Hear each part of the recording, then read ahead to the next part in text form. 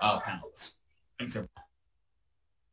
Okay, also joining us from the mighty, mighty FAMU, and your name is not up on the screen, but if you want to just come off of mute and introduce yourself.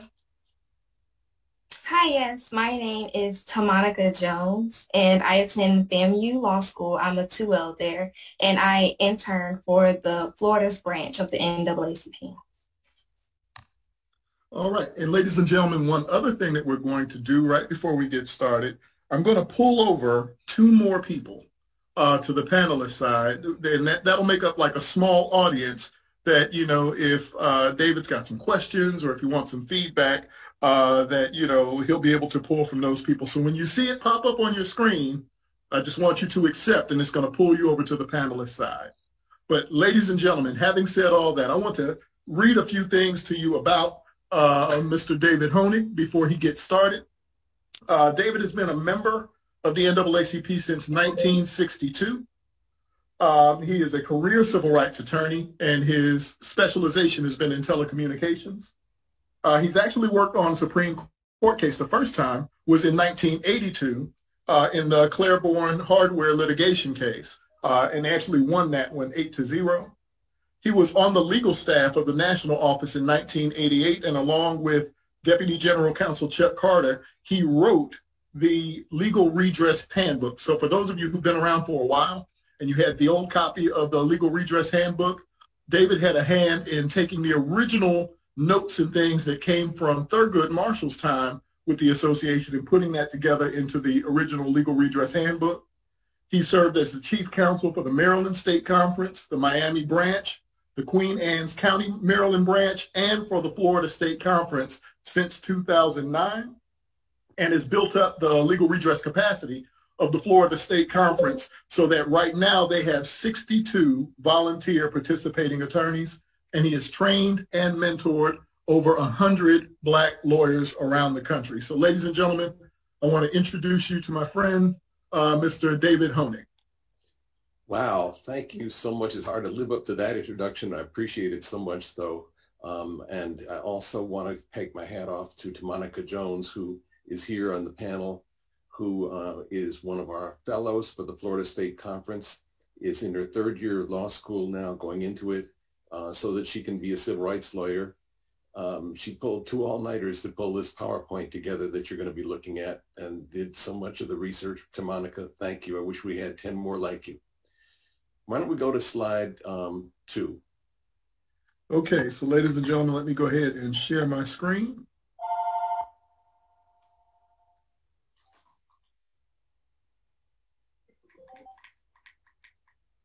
Hold on just 1 minute.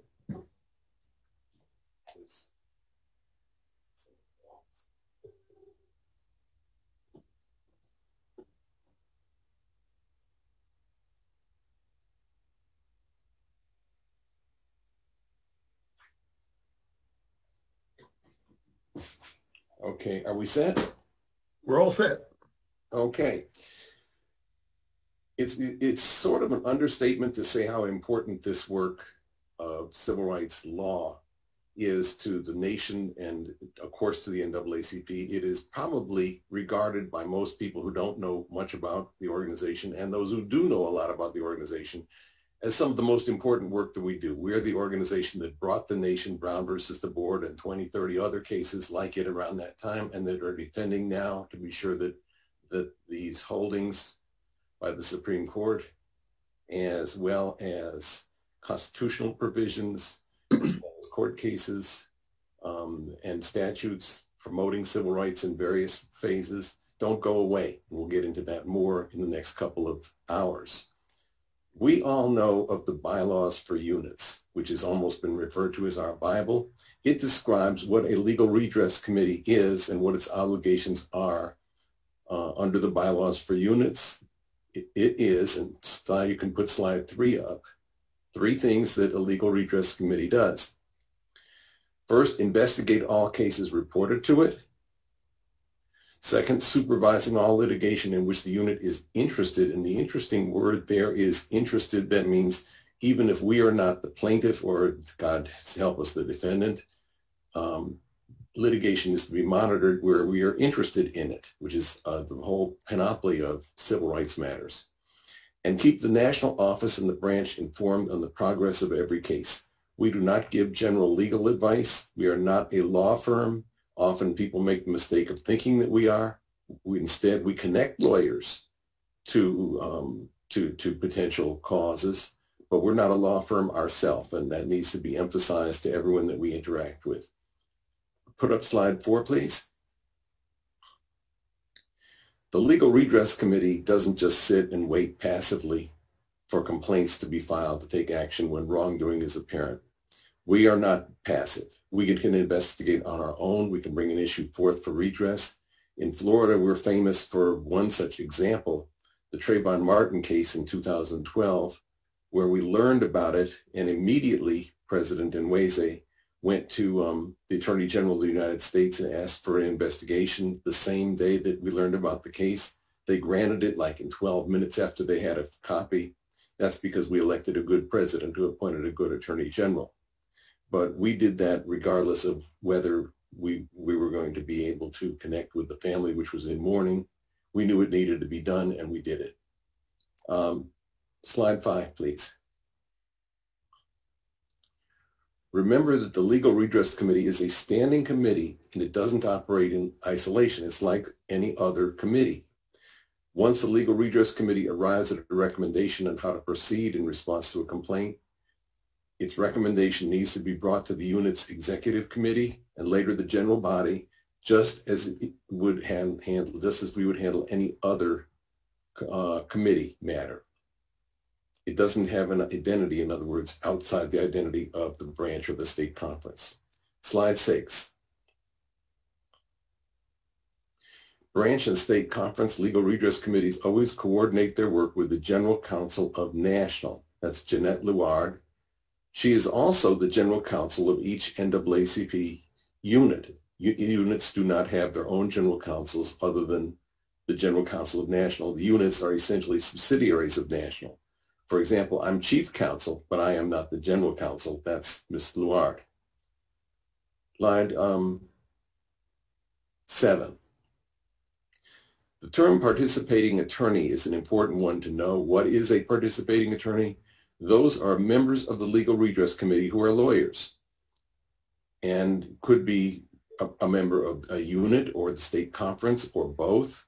If a branch has its own attorney, we like for those attorneys to also be participating attorneys in the state conference so they can reach in their practices across jurisdictions, across county lines.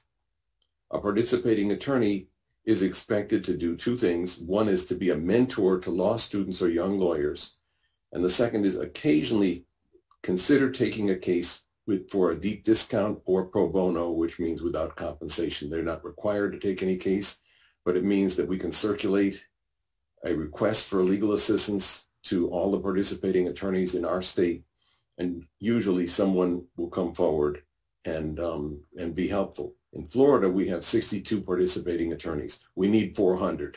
We'll get into later on how we can get more. Go back to the bylaws for units. There is an Article 2, Objectives, which sets out the pathway for litigation authority and approval. And although this is a little lengthy, I'm going to read it because it's that important. No unit of the association shall have authority to initiate, endorse, or participate in legal action, including but not limited to pre-suit discussions, negotiations, court litigation, or post-suit matters on behalf of or in the name of the association or any unit of the association without the express written authorization of the president and CEO and the general counsel. You need both. Can a branch bring a lawsuit? Again, quoting Article 2, any unit of the association seeking to initiate, endorse, or participate in legal action as described above shall seek prior timely authorization in writing from the president and CEO and the general counsel. After reasonable opportunity to evaluate the proposed legal action, the president and CEO and general counsel, at their discretion and in accordance with the objectives of the association, shall communicate their approval or disapproval in writing to the unit. Clearly, you can tell that we're into documentation. Oh, yes, we are. We absolutely are, and we have to be. You can't rely on just word of mouth for something that's critical. Slide 10, please. What are the essentials of branch and state conference legal redress? The really critical things that you should all know in your sleep. First thing, know what is a civil rights case. Because not everything that happens to African Americans is a civil rights violation. Some things are violations of other things. And we don't do anything but civil rights, but we can help refer people to those who do other things besides civil rights. One question we always get is that civil rights violations can be visited on Latinx, Asian Americans, Native Americans, LGBTQ persons. Do we help members of those groups? The answer is yes. We're humanitarians. Of course we do. Slide 11, please.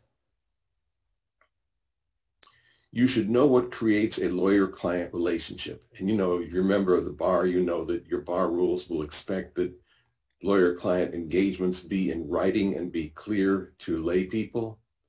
But courts will sometimes find, unfortunately, but this is just true, that a handshake or a course of dealing sets up the equivalent of a lawyer-client relationship and will be treated as such to the detriment of the lawyer if the lawyer messes up or doesn't follow through or lets something slide or does something wrong. So be sure that if there is going to be a relationship created, go to the President and General Counsel and get it in writing and have them approve it if they are able to approve it. Slide 12, please. Maintain thorough, complete, and backup records. What often is forgotten is this need to back up your records. Any document that's important enough to copy and save, you should make 2 copies of it, keep them in different locations, and remember, this isn't just preserving documents in case you need them for litigation. Documentation of the causes that we engage in are important for the historical record. 30 years later, someone may come by and say, I want to make a book or a movie about this case that you took 30 years ago, worked on. Where are the files? And you'll still have them. If in doubt, do not throw it out. Slide 13, please. We'll talk about this a little later. Prisoner mail, mail from persons that are incarcerated asking us to help. There's a particular way we have to handle it. We'll get into that a little bit later, but unless you have great expertise in your organization on the subject of dealing with incarcerated persons, don't open it, return it. The warden will read it anyway. It keeps us out of trouble and it protects the inmates as well. Slide 14. Know and avoid the worst thing that can happen as we do legal redress. Somebody, what's the worst thing that can happen? The worst thing that can happen is we get sued. You'd be amazed how being a defendant in a lawsuit that came out of the performance of legal services or the non-performance of legal services or the perception that you're performing legal services where you aren't can take up half of your time and cost a lot of money if we lose. We'll talk a little bit later when we get to slide 31 about how to avoid that. Slide 15. The best thing that can happen as we do legal redress is very simple. We advance the cause of justice. Sometimes you can do that whether you win or lose. Sometimes you can do that when you settle, and after all, 95% of civil litigation does settle. That's not wrong. But that's the best thing that we can do, is move the ball farther, move the arc of justice farther. Slide 16, please. How can we recruit participating attorneys and law students? Well, a great many young lawyers and law students are idealistic and intellectually attracted to the work that we do, which has a high brain work content. Law students in schools, law schools help us train students in the practicalities of the law. They need us to help with that. Their clinical deans are often eager to send us students who can earn academic credit or pro bono credit. In many law schools, pro bono credit is mandatory if you're going to graduate. I think about 30 states have pro bono requirements for law students now. And in Florida, for example, there are 14 law schools in the state, and 8 of them are participating law schools who send us in the State Conference of Branches some of their best students to be fellows. We have in Florida named fellowships. We named them after civil rights heroes like Alcee Hastings and H.T. Smith to memorialize those who came before us. Slide 17. Law students and young lawyers, especially if they're members of the National Bar Association or one of its chapters with which you should always be very close, are eager to volunteer. We just have to ask them. And one thing that has impressed me over the years, and as you probably gathered from that wonderful introduction that Kevin had, I'm old. I date way back, and I'm still one of the younger ones doing this work. We're not getting enough new lawyers coming in. And it's sort of unfortunate when you think about what would you feel like if you're like on an airplane and your seatmate asks you, what do you do with your spare time? What do you do for your occupation? It's hard to think of anything that would make you more proud than to be able to say, I'm a civil rights lawyer, or I'm a legal redress member for the NAACP. Wow, that's just immediately credentials you as a hero to a lot of people, and deservedly so. Other than maybe being an astronaut, I can't think of anything that's more rewarding than you could possibly do. Here's a fun fact. How many former U.S. presidents did work as civil rights lawyers? U.S. presidents, 3. Bill Clinton, before he became governor of Arkansas. Barack Obama, before he joined the United States Senate. And if you remember the Amistad case, John Quincy Adams, our 6th president. Civil rights lawyers. Can't get better than that. Semi-retired of counsels. I mean, sometimes a law firm will let someone when they turn 65 or 70 continue to serve at the firm, but they just won't be a partner anymore. Often they're available to do pro bono work because they're not taking on as much paying work. And people that we call old civil rights war horses, a couple of them from the chat I recognize, in other words, my contemporaries, glad to be called out of retirement. They may not know to call you, but you certainly should call them. People who did your work 20 years ago can do it now. Slide 18. How does a branch or state conference legal redress committee operate? Well, first of all, it needs members. A committee is more than one person. I know in all of your training, this is communicated by Kevin and others that a committee is not one individual. In fact, those chairing or serving on it aren't required to be lawyers or paralegals, just to keep good records. And ultimately, of course, one person must be responsible for maintaining records. Slide 19.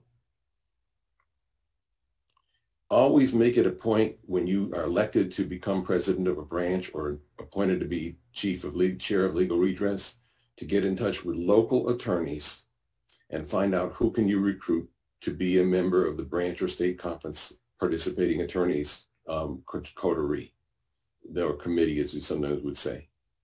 Slide 20. The Legal Redress Committee needs to coordinate and share memberships with all other committees. Slide 21. So that if you have a committee in your branch on civic engagement and you're required to, or communications, criminal justice, education, housing, healthcare, environment, employment, economic development, and others, Veterans Affairs, for example, a member of each of those committees should serve on the Legal Redress Committee, and vice versa, so that that becomes the eyes and ears of the organization for each of the substantive areas in which it works. Then you've got a committee with 10 people right away, just from drawing from the other committees. Now, handling complaints. I've attached to the materials, and I guess they'll be posted later, the standard complaint form that the Florida State Conference has had since 2006. One thing to be clear about is we only, of course, are able to have discussions and make referrals and provide assistance in that sense when someone has filed a written complaint. It doesn't need to be on our complaint form, but we make it easy for people by having them put it on their complaint form in writing. So here are some points to keep in mind when you get requests for legal assistance. Slide 22. As I pointed out earlier, we do not provide legal advice. I can't emphasize that often enough. This has to be made clear at the very outset, your first communication with someone that comes to us. Or someone might say, mistakenly, I am represented by the NAACP, because they don't know that just having a conversation doesn't create a relationship. And sometimes courts will think it does. While you can sometimes accompany a complainant to an administrative hearing or a meeting with an employer or a housing provider, for example, without providing legal services, when you do, you still have to make it very clear to everyone present in that meeting that you are there as an observer for the NAACP and not as counsel, even if you happen to be a member of the bar. Don't assume that just because you're a member of the bar or not a member of the bar, they'll know that you're not providing legal assistance. We don't do it, and it's that simple. Slide 23.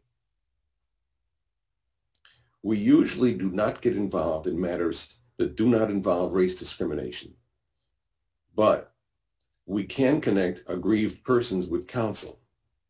As I've mentioned, not everything that happens to African Americans is caused by discrimination. In some instances, we can provide those with non-civil rights grievances with referrals to some of our participating attorneys.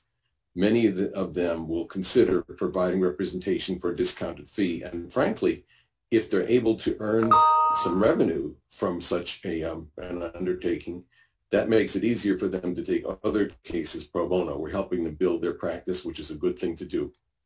Slide 24. We do refer people with legitimate grievances to state or federal agencies or departments where we should really get to know the personnel who do intake there. The EEOC, of course, and state human rights commissions that parallel what the EEOC does, sometimes do more than they do. HUD, the Department of Justice Civil Rights Division, the Department of Education's Office of Civil Rights, now the same people are running it. The Federal Communications Commission, through its Office of Communication Business Opportunities in an industry that's a sixth of the economy. Not everything goes to court. An awful lot of stuff can go before these agencies, and it's important to know what can. If you're not sure, if you're in a branch, ask the state conference people. If you're not sure and you're in a state conference, ask the legal department. Someone will know. Slide 25. We do take up the cause of what are called systemic grievances. This is when the same kind of wrongdoing impacts a large number of people, even if the number of people is fewer than that which would be required to certify a class action. Different numbers of people are required to meet what's called the numerosity criteria for class action, class certification in different states. 60 is the most common number, and you don't want to have to represent 60 people. Keep in mind, too, that you don't want to have a situation where you bring suit. There are 60 plaintiffs. It's not enough for a class action. It's a little unwieldy, but then you can never settle a case because there's always going to be one holdout, and then you have a conflict. So still, the best thing to do is know how many people are affected, have 3, 4, 5, 6, and then maybe 40 people benefit if you have a good result, or more than that, because of course it may be precedental for other types of situations. If you're not sure how to proceed in terms of putting together a plan that national can approve, please ask them. That's what the attorneys in the legal department do. Now, here we go. Slide 26, prisoner mail. We return it unopened rather than contribute to any misimpression that we're acting as an inmate's counsel. We don't have the expertise or resources, for the most part, to address prisoners' grievances. Prisoner mail, therefore, should be returned unopened unless your branch or state conference has that expertise in one of its members, which most of us don't, and include the following note, and here is some language. We're sorry, but the unit of the NAACP is not equipped to provide legal assistance to individuals who are incarcerated. We make one exception. This is competency that you have to develop very quickly, and it's really important. What if the family of an inmate or their attorney reaches out to you because it appears that guards and sometimes other inmates are trying to jeopardize a prisoner's life or health? poison them, for example, put glass in their food. We've seen these things in Florida about every month. There's a different such situation. It's just awful and Byzantine. In those instances, we notify the warden in writing right away, and we notify the director of the state's corrections department. We do this because even though it's not really quite up our alley, it needs to be done, and we're humanitarians before we're anything else. Slide 27. We always maintain good records. And what does that mean? It means we're able to operate effectively, avoid exposing the NAACP to liability, and provide relief for those who look to us as their first line of defense against discrimination. We also encourage complainants to maintain thorough records, such as a diary, especially in a case like an ongoing equal employment violation, which is not going to be resolved right away and is continuing right during the conversation that you're having with the complainant. And what we do, I'm going to hold this up so you can see it. Can everyone see this okay? This is a 7th grade composition book. You can get it at Dollar General or CVS or Walmart. You should get a lot of them and keep them in the office. This is the kind of book you should keep a diary in if you are a complainant. Why is that? Because the pages are already bound. So a judge won't look at it and say, well, it's a ring binder. They could have opened the ring binder and put in some new paper. It may not be genuine. We can't credit it as a piece of evidence. Because this is already bound, you know that if you're keeping a diary chronologically, it's genuine. Important thing to have. That's your one practice tip for the night. Slide 28. We stay informed so that we can provide first-class legal redress. We have a CLE, a continuing legal education program for 2 days at the start of every conference. The first year since 1984 that we didn't have one was last year, of course, because of the pandemic. Hopefully they'll be able to resume. I don't think you can really practice in this area without attending the CLE. I am proud to say I've attended every one of them since they started. And if I stop, I'm dead. You've got to go. And your best friends will always be there, the people who do this work in other cities and other states. Just invaluable. The quality of speakers just unsurpassed. The National Bar Association puts it on for us, and there's no charge to go. What about coalitions? Slide number 29. We often get asked to join coalitions for 2 reasons. One is that we're perceived as a large organization, and that's true. We've got, 400,000 members or so, something like that, a lot of members. And we're perceived as wealthy, that is, we can pay the other coalition members' expenses. That is not true, but a well thought out coalition effort with no one in it that's going to be poison it can have a collective strength that's much greater than the sum of the strengths brought to the table by its individual members. Coalitions are valuable when the participants are able to set their differences aside to advance their greater common interests. Now, let's talk about membership lists. Every organization, of course, has a membership list somewhere. Infamously, really, in 1958, the Supreme Court had to rule that Alabama, the state of Alabama, could not require the Alabama State Conference to provide its membership list. Why did they want it? Well, they wanted it so they could turn it over to the Ku Klux Klan and run our NAACPers out of town. NAACP membership lists are commonly used to harass NAACPers and jeopardize their employment, jeopardize their advocacy. To this day, understandably, many people don't put the NAACP membership on their resume because they wouldn't get the job sometimes. That's so unfortunate, but it's true. So any request for lists of members needs to go to the General Counsel of National, and just as bad or worse, any requests to come in and videotape or audio tape membership meetings or committee meetings, meetings of the general body which are not open to anyone but members, should be referred to them as well. If someone comes charging in the door with their camera running, you need to tell them to stop and make sure that that gets on camera too, and call your state conference legal redress chair right away. Slide 31. We're very careful to keep the NAACP from getting sued. Sometimes half of the work of a branch's legal redress committee chair is litigation avoidance. Same thing with the state conference chairs. We are a target for wrongdoers because we're perceived as wealthy and we're perceived as able to pay a judgment or a settlement, and we're effective at what we do, and that naturally aggravates our adversaries. Lawsuits threatened or brought against NAACP units commonly involve any of four things: a faction of the branch or the state conference or the branch officers feel they're being denied due process. They didn't get elected and now they're mad. Or they involve financial misconduct, such as having only one signature on checks rather than two, or no good accounting. Or they involve defamation, cussing people out, going over the top, or damage to reputation. If you're taking on a company for some misconduct and you don't have proof or a reasonable basis to believe it's true, we can get sued. I don't really like people who sue the NAACP, but half of the time I spend as a participating attorney is spent preventing the NAACP from getting sued. If we make it through a year with no lawsuits in the state, it's been a good year. Slide 32.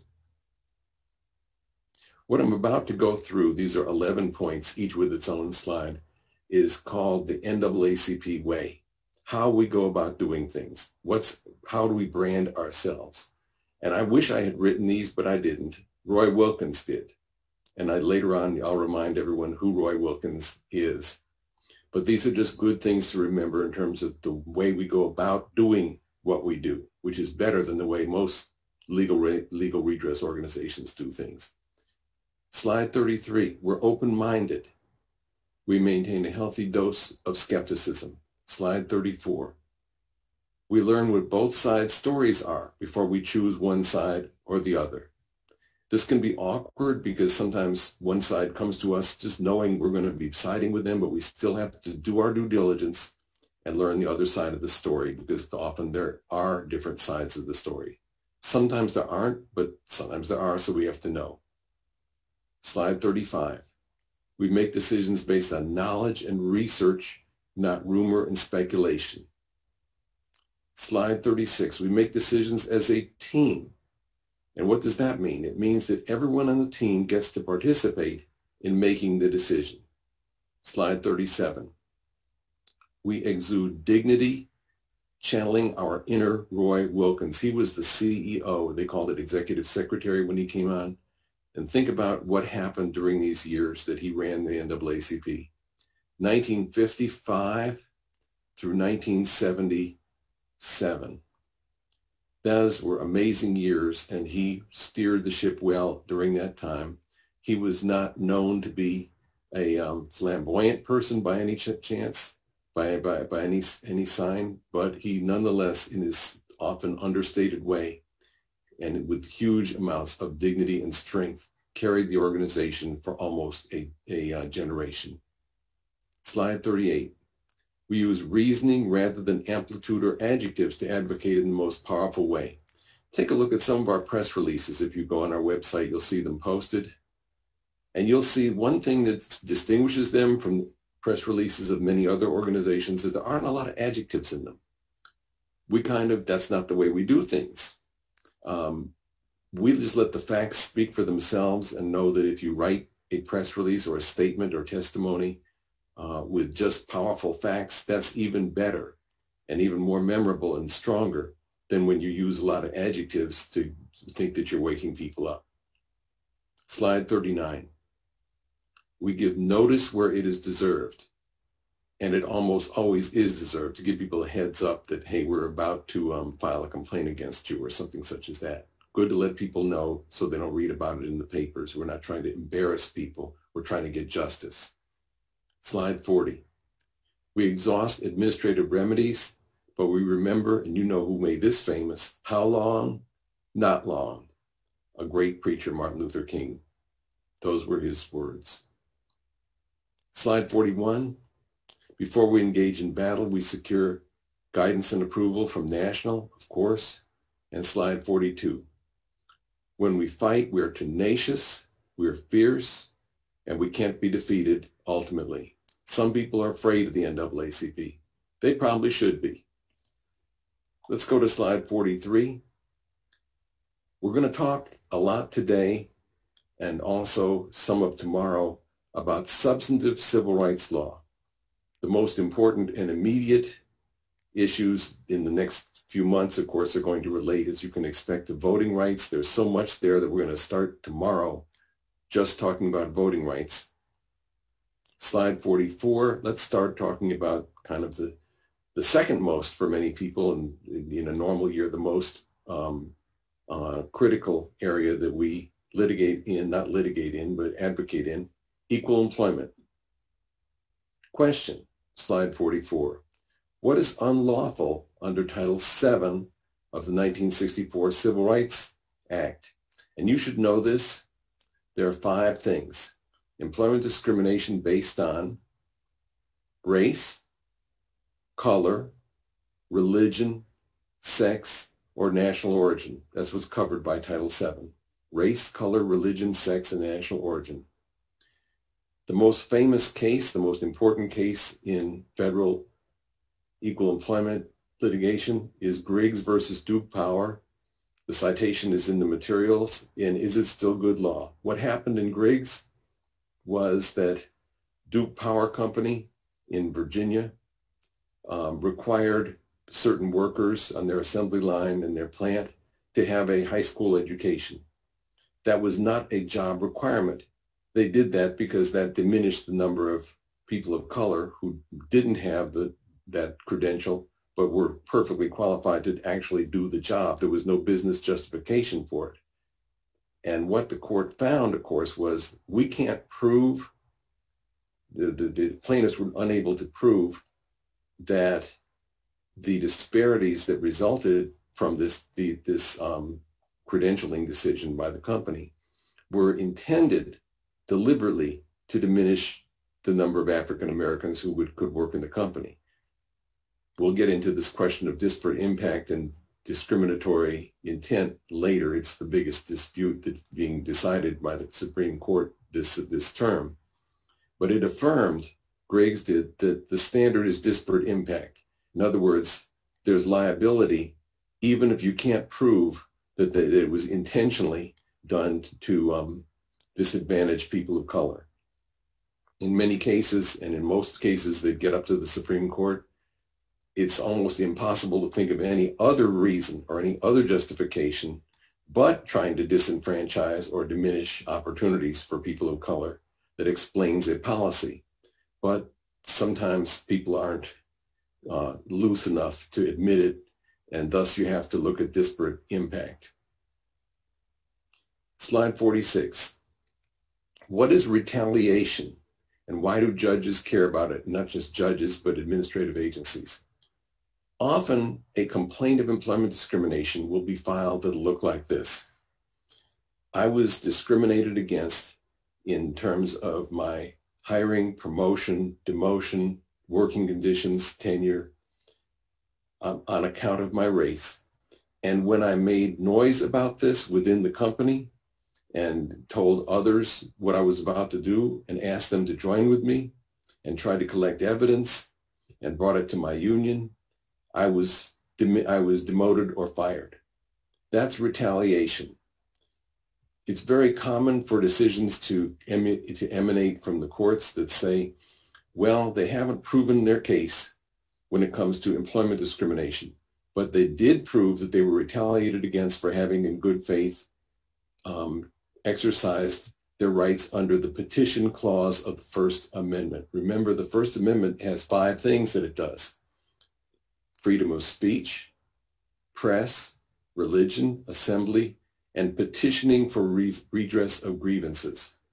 In fact, judges view retaliation as threatening access to the courts, access to justice, and they believe in many cases it is obstruction of justice, and they're right.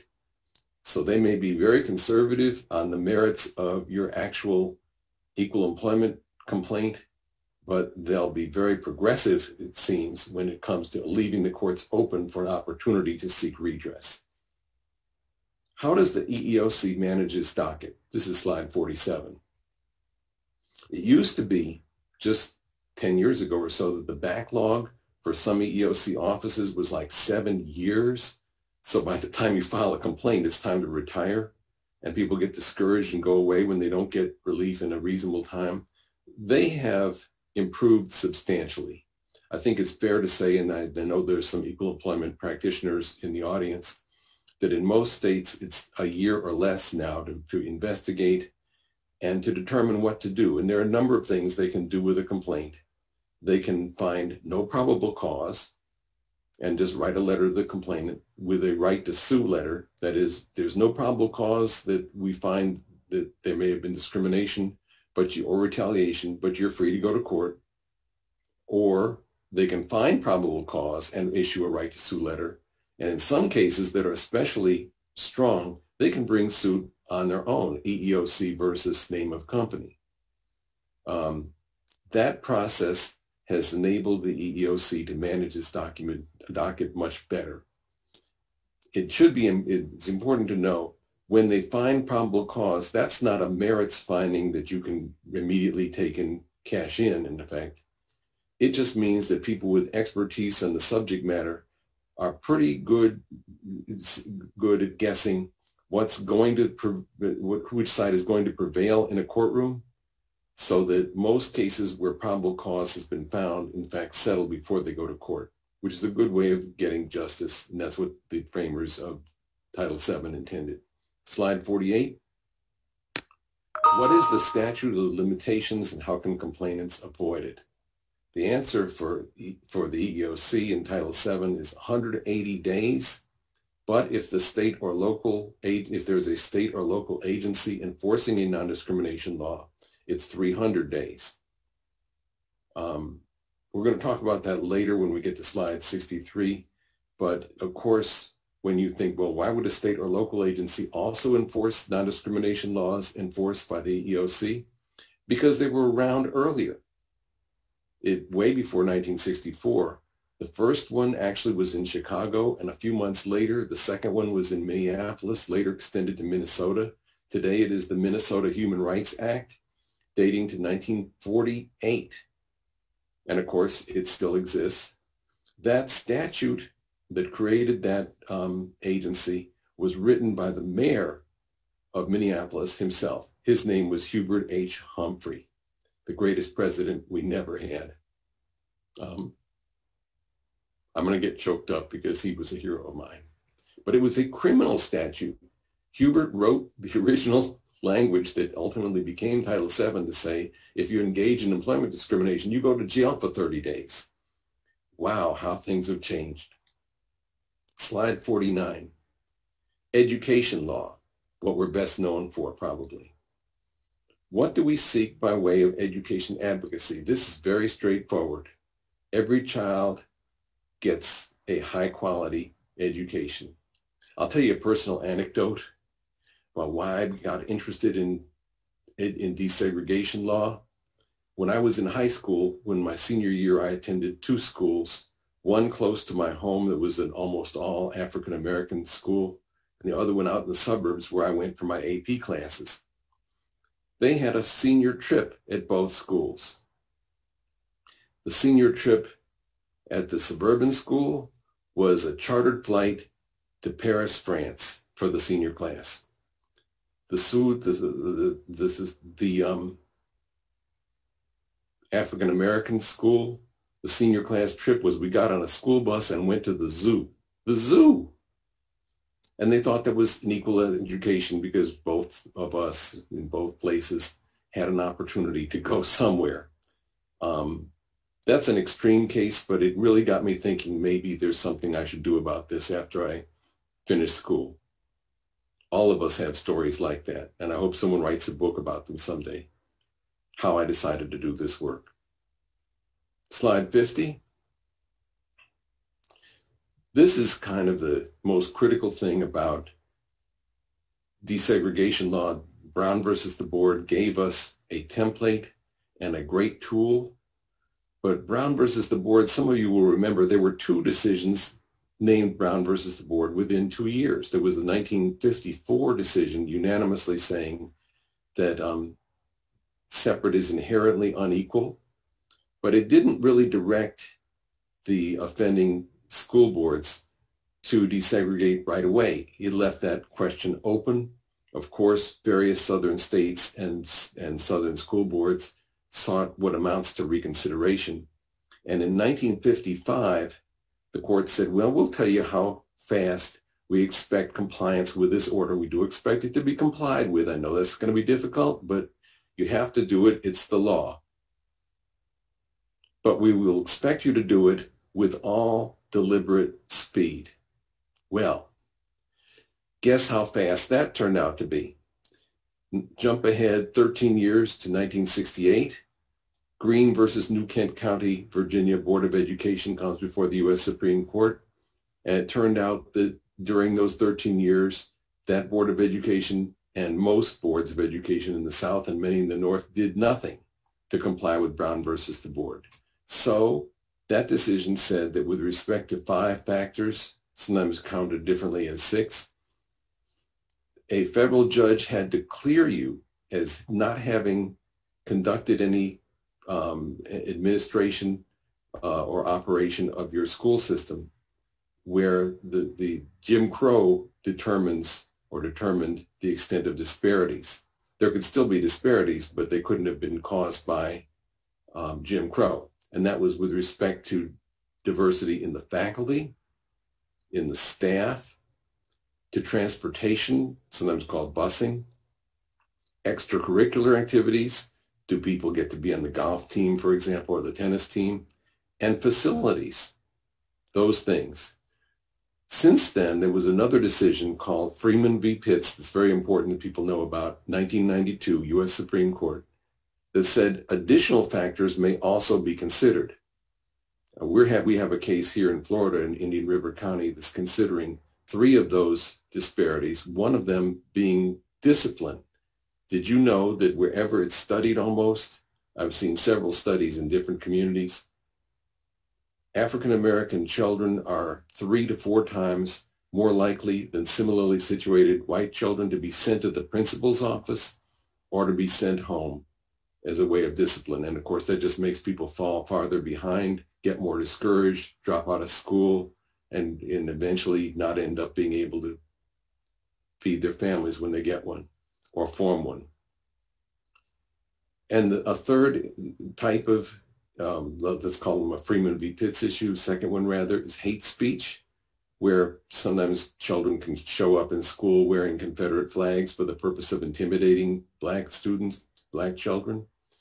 And a third one that everybody should be thinking about, because it hasn't been litigated yet, but it needs to be soon, the learning disparities, which we'll discover are huge, that owe their formation to COVID-19 and the fact that some people are home with no broadband connection or with only a slow broadband connection and no tutor, no teacher, no curriculum.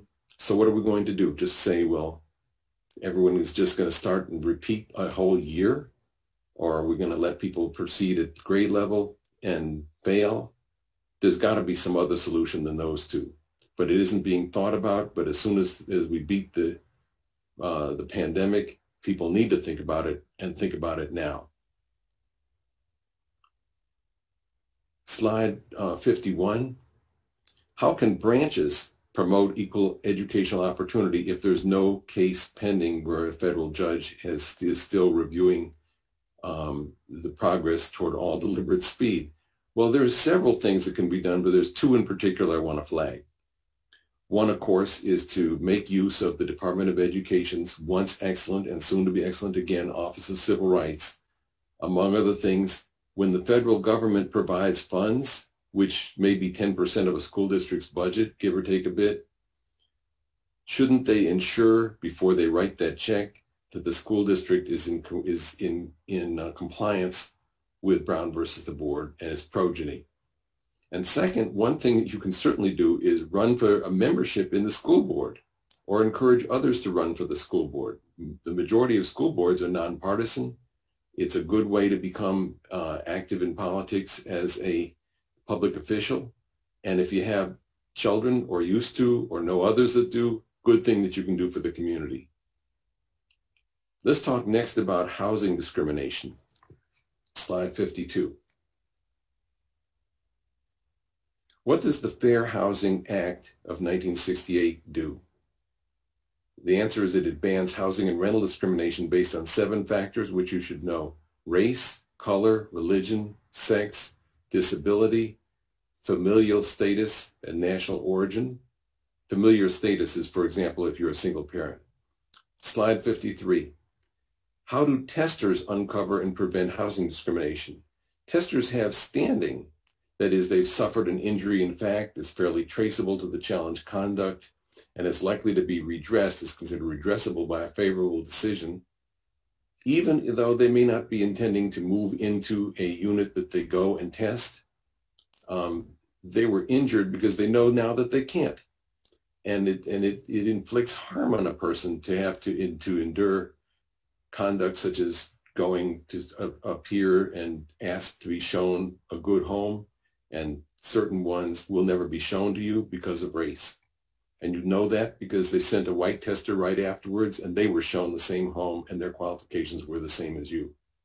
So that's what, the case in question was Havens Realty versus Coleman from 1982, which when you read it, it's really clear that the justices understood that if they didn't afford standing to these testers, there'd be no way to ever get it, and how to enforce the Fair Housing Act of 1968. There's a big case, an important one, called Slide 54, Texas Department of Housing and Community Affairs versus Inclusive Communities from just 6 years ago, 2015. This was an opinion by Justice Kennedy, who's no longer on the court. The court was split ideologically 5-4. Kennedy voted with the liberals. It found that Congress intended to include disparate impact, that is, does something affect people in a disparate way by race, even though they don't admit it. The Texas case was about the policy of Texas of taking low-income housing tax credits, mostly for building housing, and use them mostly in minority communities rather than have housing tax credits used in mostly white communities. And it was hard to prove intent because the defendant was not so stupid as to admit, oh yes, we did that because we didn't want to have to desegregate neighborhoods. So is that going to hold? We'll find out pretty soon.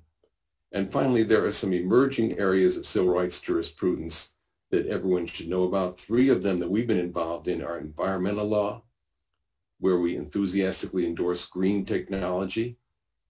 There's a question I'd like to pose. What is Cancer Alley? That's ground zero, where there's an area along the Mississippi River between Baton Rouge and New Orleans with huge amounts of polluting refineries for petroleum and petrochemical manufacturing. That's ground zero, and it's not the only place where if you live there and you're poor and you're African American, you're likely to get cancer. But that's just one of many reasons we enthusiastically endorse green energy technology. Redlining of fast broadband. Everyone knows what redlining is. It started 50, 60 years ago with the banks, insurance companies, phone companies, broadband companies that would just take a map and draw a red ink line around an area that they were not going to serve. Sometimes this happened very brazenly. For example, in 1977, most municipalities were gifted with what's called custom calling, 3-way calling, call forwarding, caller ID, and so forth. It took about 8 years to get it throughout the whole territory a phone company was serving. So they charged $1 every month on everyone's phone bill to pay for it. The trouble was, like in DC, if you lived in Reston, Virginia, you paid for 8 years of service that you got starting in year 1. If you lived in Anacostia, you paid for 8 years of other people's service and you didn't get it until the 8th year. If there's ever an instance that sounds like that should be reparations, well, yeah, that's one example. There's another one that in the interest of time, we'll talk about if there's room for questions, because I think we're coming close to the time that we're ready to go to questions, and that is what's called Section 230 that you've heard a lot about. This is Section 230 of the Communications Decency Act of 1996, which was created which had the effect and was intended to protect against misinformation and hate speech online.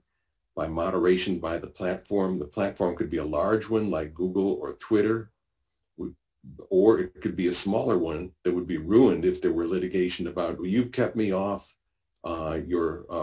because of my point of view. They do nothing else because there's so much material that comes through which is questionable, and it would really make it very difficult if Section 230 were repealed or modified or cut back to keep hate speech out of the public domain. So we've reached slide 58. Good place to stop for questions. Kevin? Okay, ladies and gentlemen, we are going to stop and we're going to take a few questions. Quincy has been going through the Q&A tab and pulling out a couple questions that he can go ahead and ask. Quincy, I'm going to ask if you can pull, say, let's do 3 to 4 questions now, and then we'll have another question and answer session once we get to the end of the presentation. So Q? Yep. I have a lot, but I'll try to, get a couple of the most prominent questions that have been asked. The number one question that we were asking in the beginning was, do you have to be an attorney to serve on the Legal Redress Committee? And if not, what type of members should be able to serve on the committee? You do not need to be an attorney. It helps to have had some post-secondary education, but you don't have to be an attorney or a paralegal. It helps if you are, but it's not required, and in most cases it's impossible.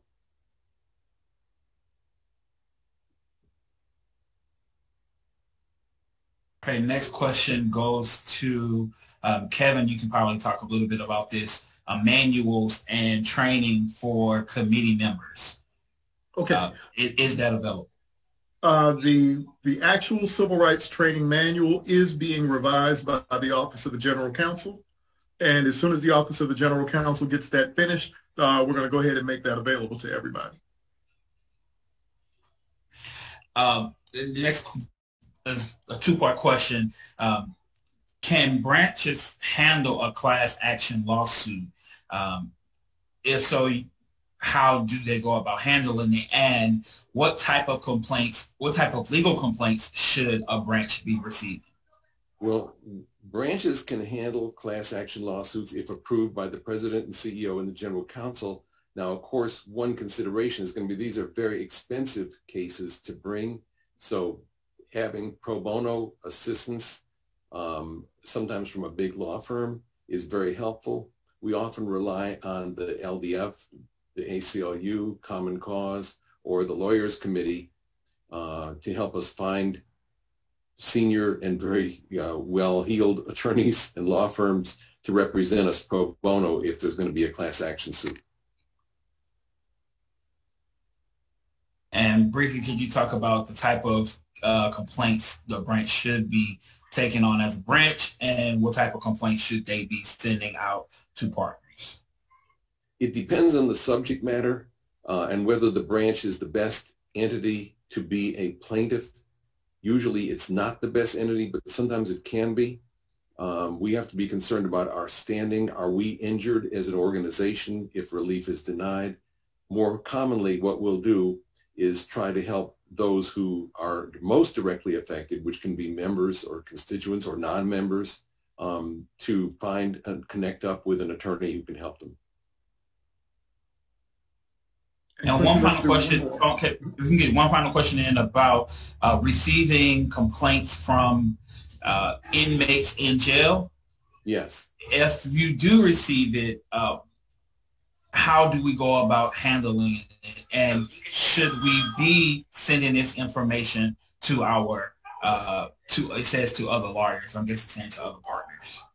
Well, it's best unless you have both great capacity in terms of your treasury, as well as expertise, a participating attorney who's willing to handle these matters. It's best to return this kind of mail unopened with a note saying, we're sorry, we don't have the people, the depth, the ability to represent individuals. That's what the Public Defender Service is for the most part. Sometimes they're not available, but unless we have the expertise and the capability, it's best to just return it unopened, and no one can say, oh, they opened it, so they represent us. Okay, so ladies and gentlemen, we're going to have another question and answer session once we get to the end, but we are now going to move into the next phase of the training. So if you can bear with me, I'm going to go ahead and reshare my screen. Could we take a 1 minute break? Oh, certainly. Okay, I'll be right back.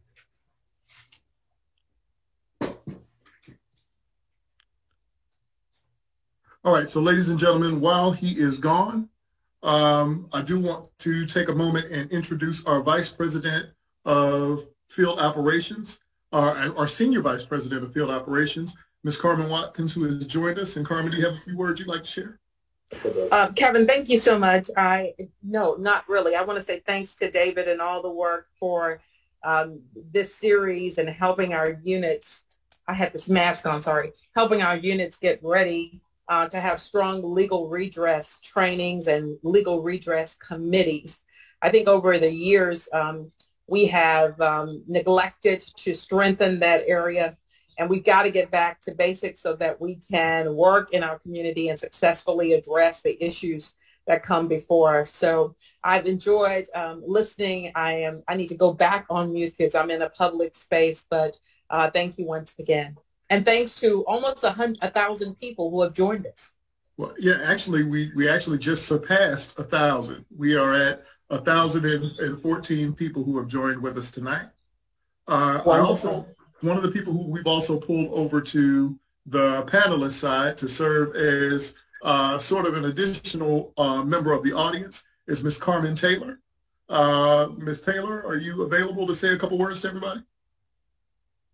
Yes, sir. Thank you, Mr. Miles. I, too, want to say and ditto what Ms.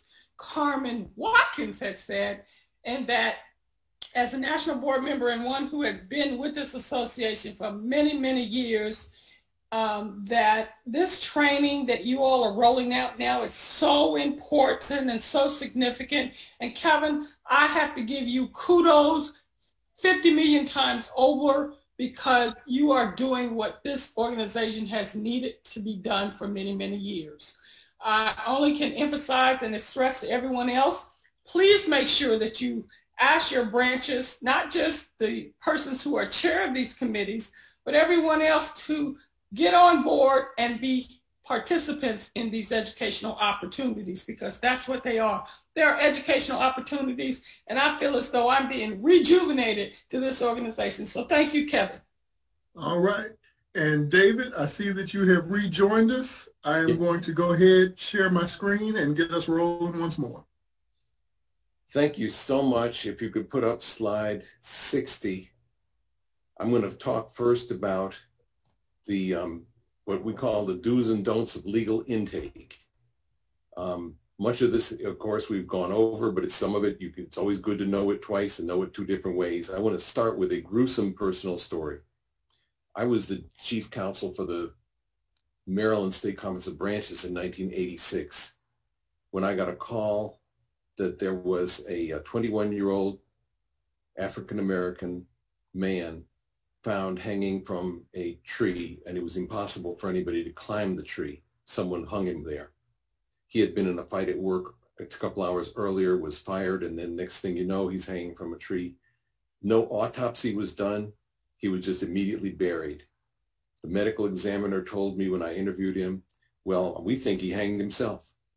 No basis for that. So we went to the state medical examiner, who was horrified by this, and said, look, here's an authorization form. Have the mother of the deceased sign this, and I will come out to Salisbury myself with ditch diggers, and we'll dig up the coffin and take him back somewhere, and I'll do the autopsy personally.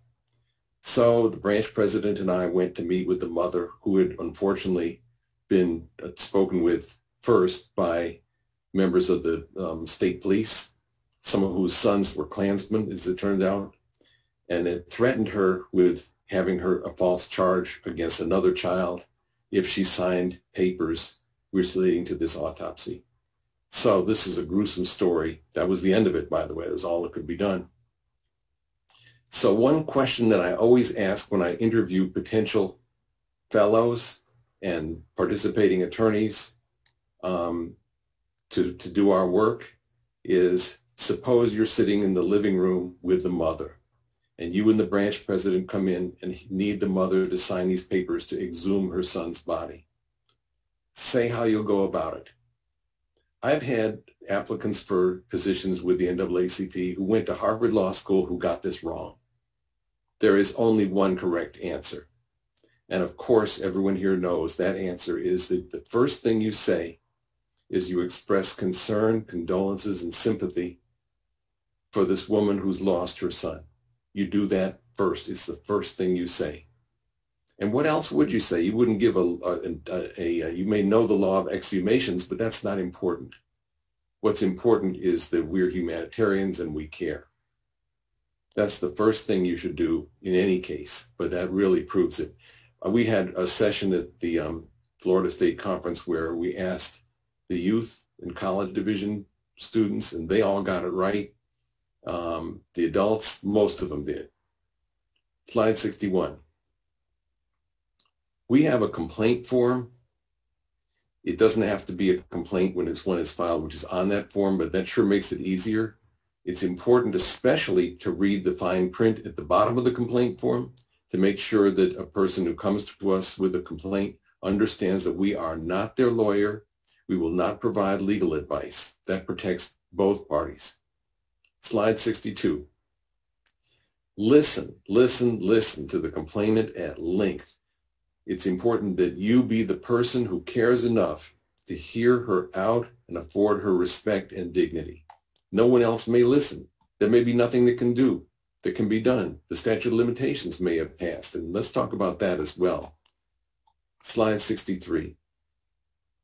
You remember Title VII, statute of limitations is 180 days unless there's a state anti-discrimination body in the state or the municipality. Then it's 300. You know that, but suppose you're interviewing someone and you look and you say, my God, this happened 4 years ago. Then there's nothing that can be done under Title VII. There may be some other statute that you can file under, but it wouldn't be under Title VII. But suppose that the last instance of discrimination occurred 179 days ago. This could really turn into a nightmare because you can't give legal advice. You can't say, look, you need to file this complaint tomorrow, even though she certainly does. That's providing legal advice.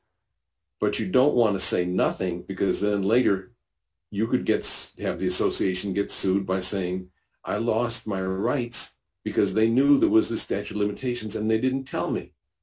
That would be an even worse situation, I guess. So here's how to handle that delicate situation. Tell a complainant, I can't provide you with legal advice, but you must immediately seek advice from a lawyer who can represent you. In fact, do it today to find out whether such a limitation, such as a statute of limitations, could take away the possibility of relief.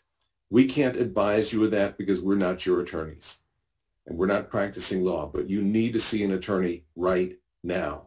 Then send them to someone who can help them. That's what you should do. Slide 64. Discriminatory intent. This is the biggest issue in civil rights law this Supreme Court term. It's almost impossible to be able to show discriminatory intent unless you have a defendant that is either drunk or stupid enough to come right out and admit, oh, we did this because we wanted to suppress the black vote.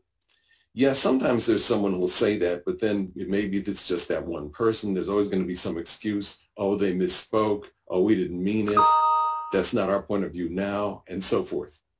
So just be aware that this question of discriminatory intent is huge, and it will greatly drive whether the statutes that were passed in the 1960s will continue to have much strength. Follow up, slide 65. With encouragement, compassion, and moral support, that means when someone comes in and you help them or find you're unable to help them, stay in touch with them and invite them to be members. Sometimes people that have been helped by an organization are the best members you can ever find.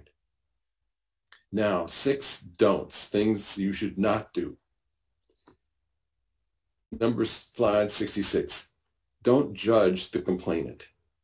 Even though she may have been partly responsible for her dilemma, nobody's perfect. Sometimes things have multiple causes.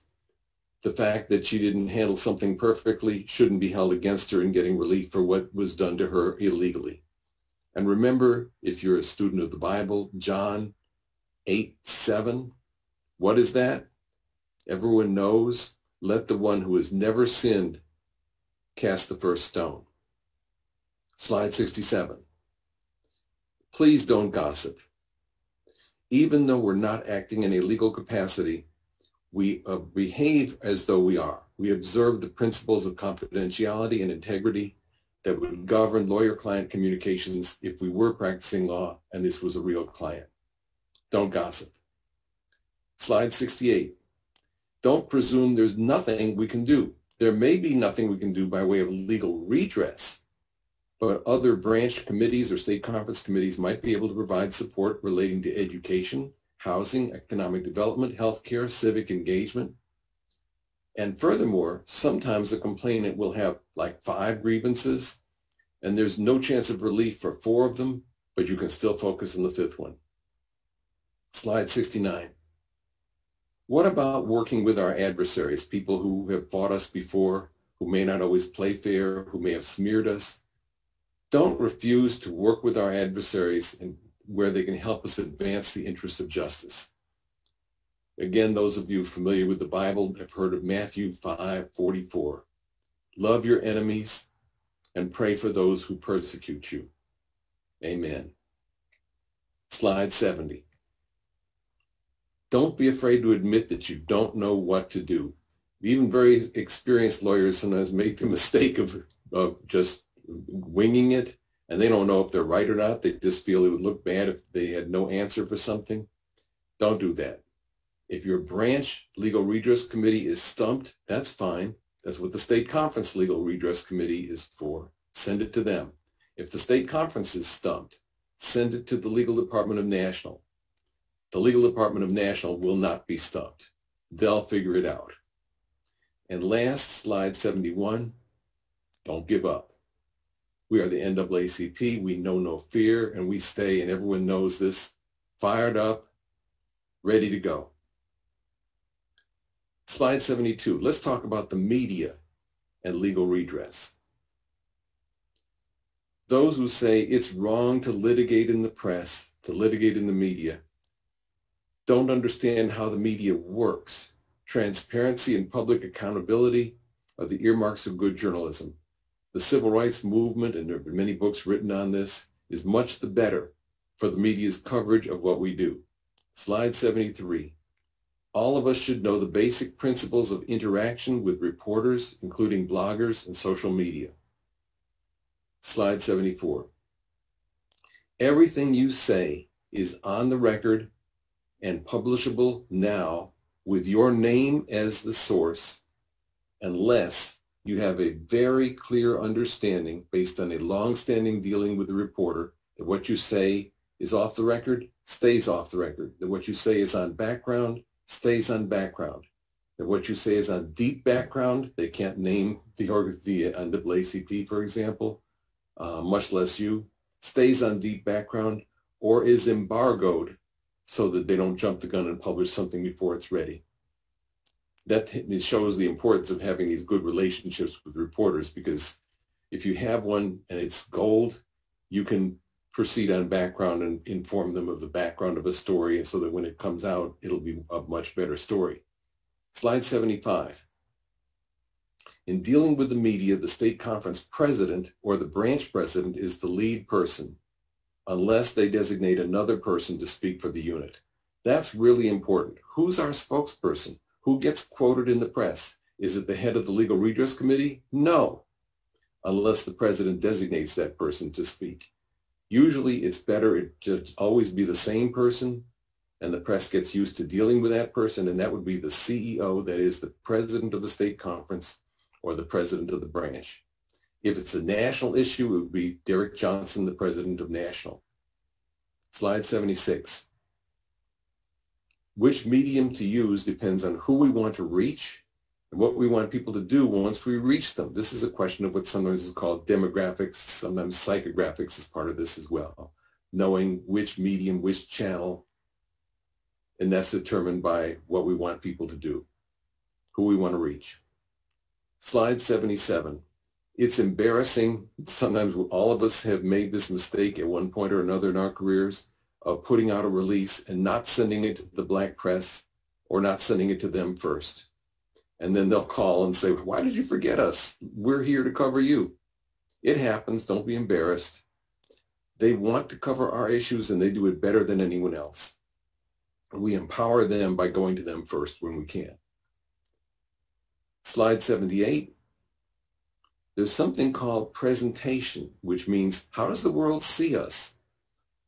The way we say things, the visuals from the environment in which they are said are as important as the story itself. That means our web page, our letterhead, our outgoing answering machine messages say a lot about who we are, how well organized we are, how careful we are, and how serious we are. That's part of our image, our presentation. Slide 79. Social media, and this is just an unfortunate fact, generally lacks what we call truth protection traditions and procedures of traditional print and broadcast media. For example, if you went to journalism school, you become a newspaper reporter, you've heard of what's called the two-source rule. Don't publish something and assert that it's true unless at least two people, independent of each other, have told you that it's so. That makes it more likely that you're not going to be reporting something that isn't the case. There's no such provision for social media. Someone invents something off the top of their head and says it must be true. And it's a conspiracy theory in many cases, or it's nonsense, or it just isn't a fact. But that doesn't mean that we can ignore social media. We do that at our peril because people rely more on Facebook, for example. Now that's the principal source of news in the country. We have to embrace it, therefore, become proficient in it. The difference is we'll be more ethical about it than most others. Slide 80. You've probably heard the aphorism, any publicity is good publicity. That's not even close to true, especially for what we do. It's generally true, it's been said that 10 times more people hear about and repeat bad news than those who hear about and repeat good news. That's a fact. So any publicity is not necessarily good publicity. Slide 81. You've heard of divide and conquer journalism. Some media outlets, some personalities love to generate ratings and sell advertising by dividing and conquer and playing African Americans against each other or against other minority groups. Oh my goodness, they disagreed with each other. Big news. How can that possibly be? It's a trap. We've all seen it.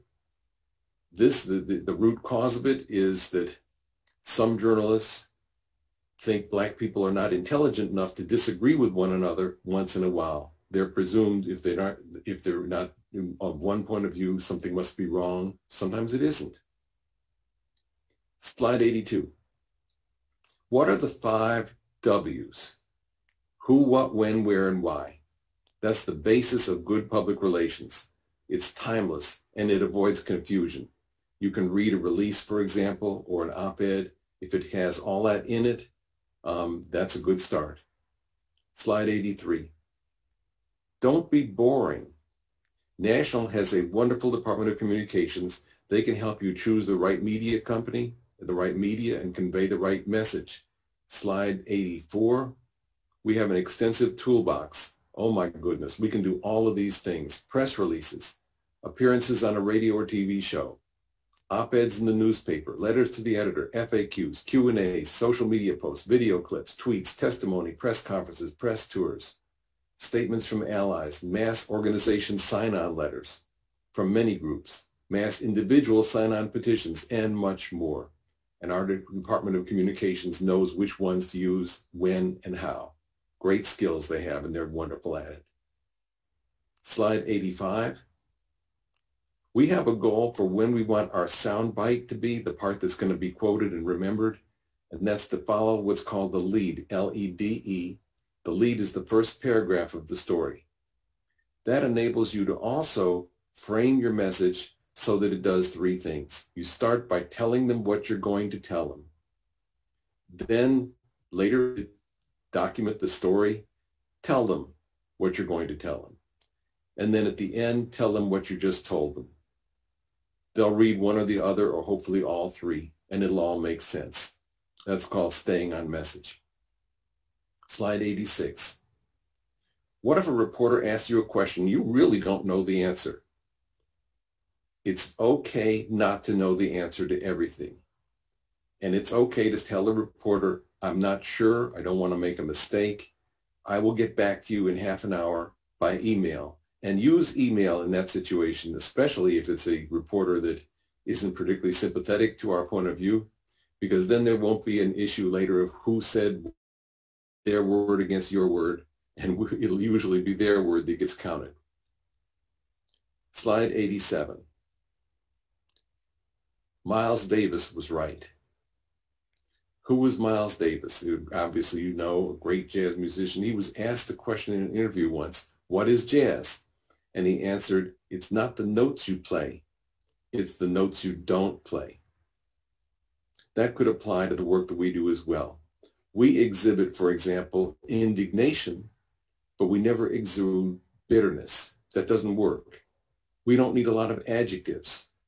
Facts tell the story more powerfully than adjectives do. And slide 88, when the media does its job well, it's not kissing up to them to say thank you. Often it's a thankless job. A quick note, an email, a phone message is saying, we appreciate that you gave us a chance to tell our story. It doesn't have to be more than that. That means an awful lot to a reporter who's often doing work that is difficult and not credited enough and not paid for enough. So this is the point where, we have some time where, Kevin, if we could take a lot of questions. I know we've covered a lot of ground. So let me stop at this point for questions. Okay, ladies and gentlemen, once again, we have reached our second point for Q&A. So Quincy, if you want to come off mute, you can fire away with about 10 of them.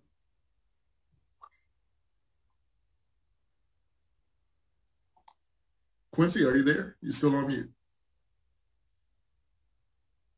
He's muted.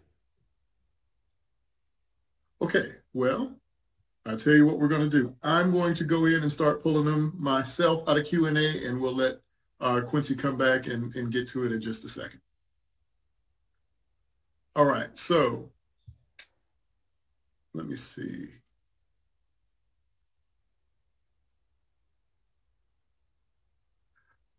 All right, here's a question for you, David.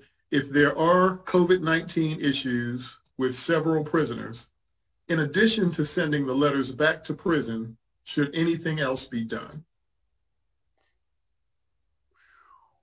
If you can, and often these are systemic questions that apply through many prisons.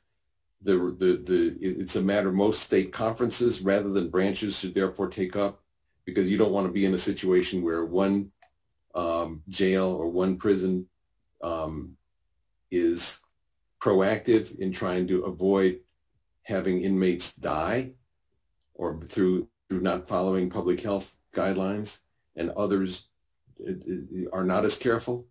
This is a system-wide issue that the president and the relevant committee chairs of the organization ought to be taking up with the superintendent of corrections at the state level. Okay, and this is a question that I'm sure a lot of people have. When questions come in from people in employment environments where there have been racist remarks or name calling, would that be considered a hostile work environment, and would that violate the rights of the employee? Yes and yes. And it's very important in that case to, of course, keep a diary. What did you hear? When was it? Who said it? What were the exact words, if you can? Was it said when there was a camera monitoring it, which would be nice, but sometimes it happens? And who were witnesses? And as soon as possible, of course, any good lawyer will tell you this, it's important for you to lock down the witnesses on your side. If 4 or 5 people heard it, you want to be able to get 3 or 4 of them to say so. lock in their testimony with a statement that they can give you, so that you won't be isolated and treated as, quoted, just a disgruntled person, and suddenly your evaluations run down to from A to a Z. This is part of the course of preparing for potential litigation, and thereby I'm usually avoiding it. Okay. Can a branch be subpoenaed for information regarding a person that we are assisting? It depends on the issues in the case. Where the branch is the possessor of necessary materials, files, documents, and so forth, it may receive a subpoena for production of documents if it's a litigating party, if it's a defendant in a case or the plaintiff in a case. If they're just a witness, in effect, not as much. Often those things are worked out with prosecutors, for example, if there's a public case. But you should assume that anything that you write in an email or a text or a tweet could be used by some court somewhere, so be careful what you write down. Assume it's going to be in the public record one way or another. People could hack you and just get all your stuff. This has happened. So never write anything that you wouldn't want the opposing side's relatives to read. Okay. Okay, this is an interesting one. Is there a possible crossover or joint complaint which could be civil rights complaint as well as a non-civil rights violation? Yes, happens all the time. For example, in environmental law, allegations will be made to the effect that the discriminatory intent placed it in the category of a racial hate crime or a racial crime of some sort. And regular violations of regular environmental statutes may be part of the same complaint. Very common to draw from different sources of law. In fact, that's good lawyering. Okay, does the NAACP legal redress get involved if the complaint involves the military or veterans services? Yes, we can. Each branch is supposed to have a veterans standing committee, and that's one of the things that it does is interact with current military and current veterans support systems and hospitals and so forth. So yes, they're not immune. Okay, we're going to take, say, 2 or 3 more. I can jump in, Kevin. I see one about hiring, I'm not sure if you guys see this one, hiring a licensed private investigator. Is that something a branch can do to gather information on potential cases? Usually private investigators get engaged once a potential plaintiff engages an attorney and is going to file a lawsuit, which of course we would not participate in. We may connect them up with an attorney, and if they engage that attorney, the attorney will usually take the lead on knowing when, if at all, is it necessary or is the right time to engage a private investigator. That's a legal strategy question. Yeah, another question about handling issues when it comes to conflicts of interest. That is NAACP branch leaders who also serve as politician and government employees who support the mission, but however, may be on the other side when the branch is arguing against the city or state or government. It's not always a good idea to maintain one's position within a branch. You don't have to give up your membership, I think, for if you're, let's say, you get elected to a city commissioner position where you're in charge of the city's diversity compliance, and then meantime you're also the branch president. That might be awkward. You certainly, if you get elected to be a judge, you've got to resign from everything. It depends on the situation, the extent of the conflict substantively, and the local rules. So ultimately, it's a question that if you're not sure what to do, contact the General Counsel of National, who will know.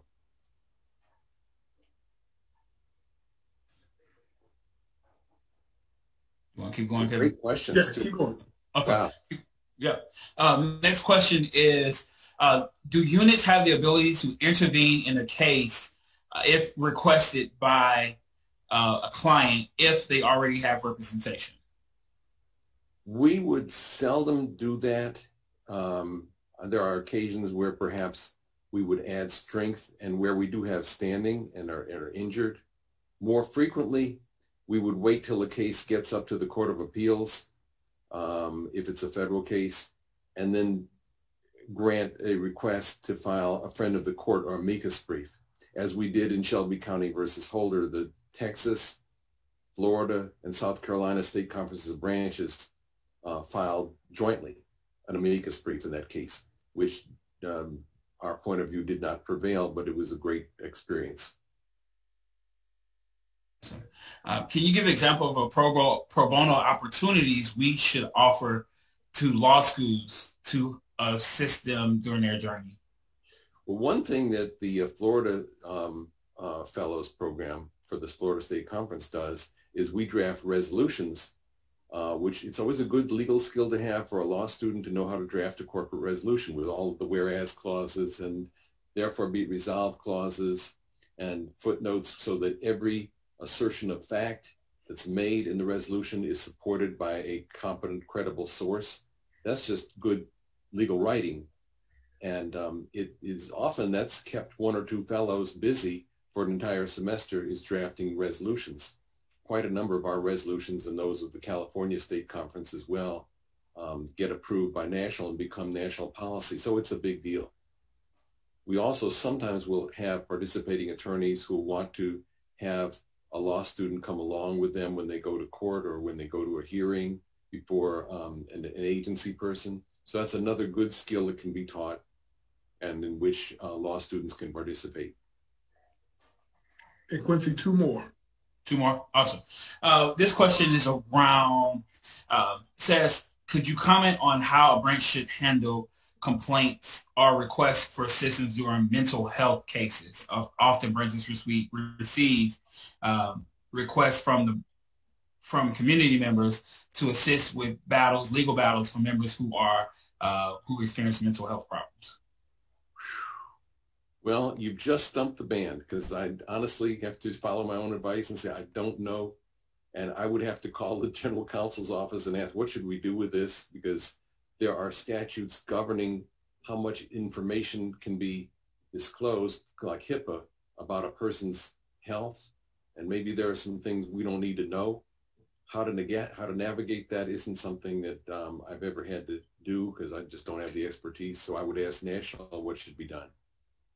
Awesome. And last one, this is a good one. Is there a specific software tool or some type of process units should purchase to better manage the workflow and the complaint process? Branches and state conferences are receiving hundreds and hundreds of complaints a month, but do not know how to manage the intake. I don't know the various platforms. Kevin, do you know? What do you recommend?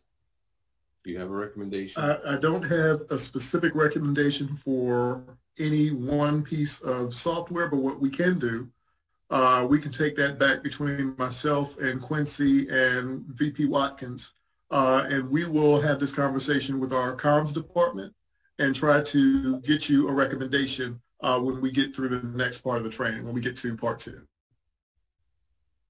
Evan? Yes, Ms. Taylor. I just want to say something here. When I used to be chair of our legal redress department for the Hampton branch of the NAACP years ago, one of the things that I think is important for branches to understand is as they're getting these complaints, not necessarily needing a software program, but maybe with this day and age using something like a, what's that program? Excel program to just document take your 5 or 6 top complaint areas, such as something in education, something in health, something in discrimination, and document those and then go back and analyze to say, which of these complaints do we really need to sit down and focus ourselves on? So I just want to share that with you, because that was one of the things we did that was very helpful for us. We didn't attack everything. We took what we got the most complaints for. Well, thank you very much, Board Member Taylor. See, it was divine intervention. That's why we brought you over to this side. Well, let me add one other part of the answer to that. If you maintain electronic records, they are no different from paper records in their ability to be stolen. So maintain strict security online and make sure also that any documents that are critical are stored physically in 2 different locations, two different computers not connected to each other, for example, or 2 boxes of files, banker's boxes, well categorized and so forth. Okay, so ladies and gentlemen, and David, that was the end of the presentation for part 1. Is that correct? Yes. All right, so ladies and gentlemen, we have reached the end of part 1. You will receive a copy of these slides tonight. So as soon as we get off of this line here, I'm going to go ahead and shoot these out to all of the people who joined us on the line tonight. We do want to see all of you back here tomorrow for part 2. Part 2 is when we go into voting rights and the role of legal redress when it comes to voting rights cases, which, as you all know, is going to be one of the very, very big hot topics for our units. Just making sure that you are prepared and you have the information that you need should your state become like my state of Georgia, that is doing everything in its power to try to come up with ways to roll back our access to the franchise. So ladies and gentlemen, I do hope to see all of you back here tomorrow. David, did you have some closing remarks? Wanted to just also call to everyone's attention 4 books from which you can learn more about the subject matter of what we do. This is Ira Katznelson's When Affirmative Action is White, a monumental historical book which he characterizes as an untold history of racial inequality in 20th century America, explaining how we got to have an 11 times wealth gap, for example. Richard Rothstein's The Color of Law, that came out just a year ago, a forgotten history of how our government segregated America. And you'll see right in the cover an example of redlining. Stamped from the Beginning, which is Ibram Kendi's definitive history of racist ideas in America, channeling through 5 historical figures. Brilliant. I just could not put this down. And this just came out like last week. Heather McGee's The Sum of Us, What Racism Costs Everyone and How We Can Prosper Together. Good reading. All right, ladies and gentlemen, I have typed the names of all 4 of those books into the chat. I'm going to put it in there a couple more times because the chat tends to move kind of quickly. But the names of all 4 of those recommended books are now in the chat. We are going to go ahead and end this session. Stand by your emails this evening. You will receive a copy of the slides. And then once again, we hope to see all of you back here with us tomorrow night, same time, same place. So ladies and gentlemen, thank you very much. And we will see you all tomorrow.